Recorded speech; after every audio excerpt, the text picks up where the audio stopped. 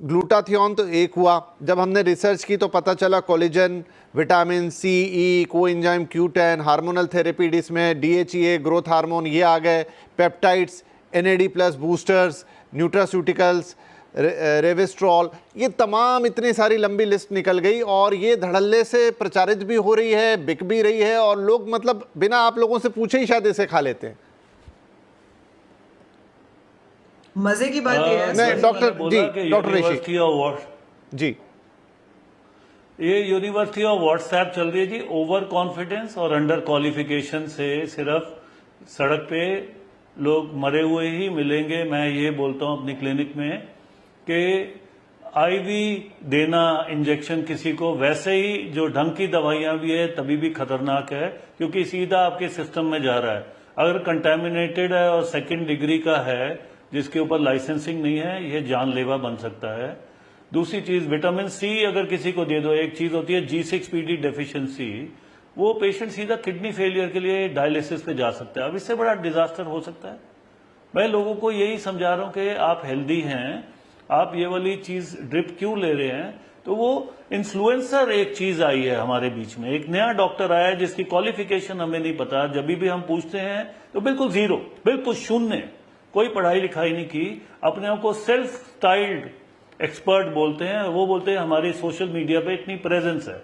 अब हमें डॉक्टर होके हमें ये चीज से डील करना पड़ता है कि किसी के 2 मिलियन फॉलोअर्स हैं और हमारे 2000 हैं। अब ये एक चीज भी आएगा कि हमें इनके साथ डील करना पड़ेगा। तो माइट इज राइट, इंटरनेट पे जितने लोगों को जितने व्यूज मिले और लोगों में एक किस्म का अजीब सा कॉन्फिडेंस आ गया है कि मैंने इंटरनेट से पढ़ा है, ये तो ठीक होती है दवाई।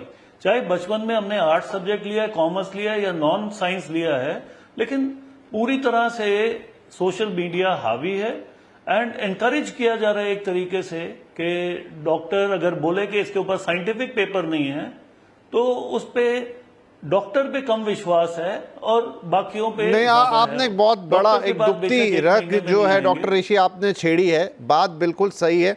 इनफैक्ट डॉक्टर श्रुति, आप भी जो ये बात कह रही थी कि इस समय दिक्कत ये हो गई, जितनी भी चीज़ें हो रही है, ये एंटी एजिंग मूवमेंट और ये सब कुछ, और ये सब इंटरनेट की देन है और सोशल मीडिया की देन है। वहाँ पर एक अलग गणित चल रहा है कि जो लोग ऐसे वीडियो बनाते हैं, जो लोग ऐसी चीज़ों को प्रमोट करते हैं, उनके पीछे उसका इकोनॉमिक्स है, जहाँ पर उनको अपने लाइक्स बढ़ाने हैं, अपनी चीज़ें बढ़ानी है, उससे उनको पैसे आएंगे और वो पूरी गणित घूम रही है जहाँ पूरा पैसा इन्वॉल्व है, लेकिन उसका खामियाजा नॉर्मल लोगों को भुगतना पड़ा। मैं ब्रायन जॉनसन साहब की बात करता हूँ, वो अमेरिका से आते हैं, बड़े बड़े पॉडकास्ट उनके हो रहे हैं, बड़े बड़े इंटरव्यू उनके चल रहे हैं, वो एंटी एजिंग पे लाखों करोड़ों रुपए खर्च कर रहे हैं, लेकिन साथ में वो 10 वीडियो भी बनाते हैं, वो इन्हीं दवाओं के नाम लेते हैं, उनको प्रमोट भी करते हैं और लोग उनको फॉलो कर रहे हैं। डॉक्टर श्रुति,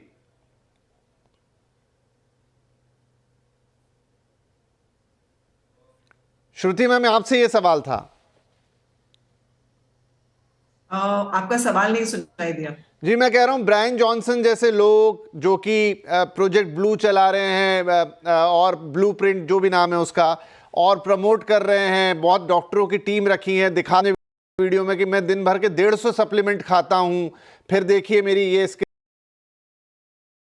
भ्रामक ज्यादा, और कोई उसको रोकने वाला नहीं है।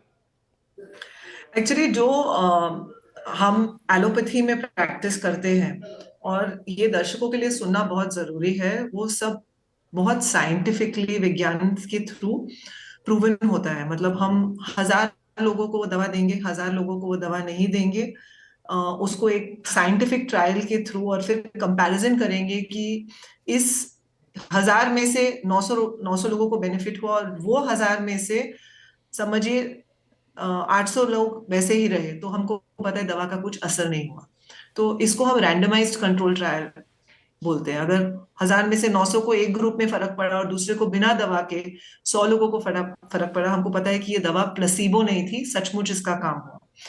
तो ये स्टेटिस्टिक्स साइंटिफिक परव्यू के थ्रू जाके ये सब प्रूवन होता है।